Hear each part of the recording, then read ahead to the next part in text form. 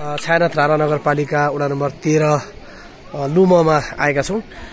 यो घरका सबै घरका छतमा टमाटरहरू खेती गरिरहेका छन्। यो एउटा उत्कृष्ट व्यवसाय गरिरहेका छन् यहाँका मान्छेहरूले। तपाईहरुले सबै घरहरूमा यहाँ देख्न सक्नुहुन्छ यो हरियो जति यो सबै यो टमाटर खेती हो। प्रत्येक व्यक्तिका घरको छतमा टमाटरहरू लगाएको हुन्छ। तपाईलाई देखाइरहेका छौं।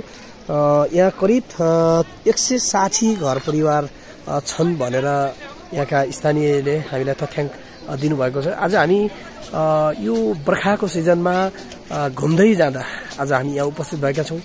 अवश्य पनि तपाईहरुलाई म यो व्यवसाय देखाउन चाहन्छु। यहाँका मान्छेहरू निकै व्यवसाय मेहनती हुनुहुँदो रहेछ। एकदमै यो घर पनि छिप्ने काम पनि भइरहेको छ। सायद यो पुनीको सिजन भएर होला सबै मान्छेहरू यहाँ लेखमा हुनुहुँदो रहेछ। र आज यो औला आउनु भएको छ। 6 महिना लेखमा 6 महिना औलमा बस्ने यहाँको प्रचलन छ अरे। तपाईलाई देखाइरहेका छौं। केही मान्छेहरू यता हुनुहुन्छ आफ्नै धुनमा हुनुहुन्छ। दाइ हजुरको नाम के हो? जेठबहादुर बुढा। ए कति वर्ष हुनुभयो?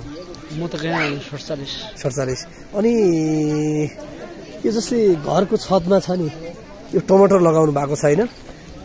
अनि टमाटर खानका लागि आफ्नो लागि हो कि बिक्री गर्नका लागि? खाना लागि होला, हल्का हल्का होला, खाना लागि होला। सही है। ए बेच्नलाई त बेच्बिक्रीलाई त धेरै यहाँ मान्छेहरू यो के अरे टमाटर किन्न कोही आउँछन् बजारबाट? आउँदैनन्? आउँछन्। को आउनु हैन गाउँतिर? अनि यो वडा नम्बर 13 भन्नुभयो नि त? 13 हो। म त 14 को मान्छे यहाँ 13 मा आउनुहुन्छ। के गर्न आउनुभयो? म एउटा देवताको काम गर्नु, देवताको एउटा शिला बनाउन आएको हो। आफै बनाउनुहुन्छ? ए बनाउने यहाँ के अरे बनाउने हैन त? तपाईको कुन देवता मान्नुहुन्छ? हामी ठुलो सोनपाल। ए सोनपाल मान्नुहुन्छ। ए कहिले पूजा लाग्छ?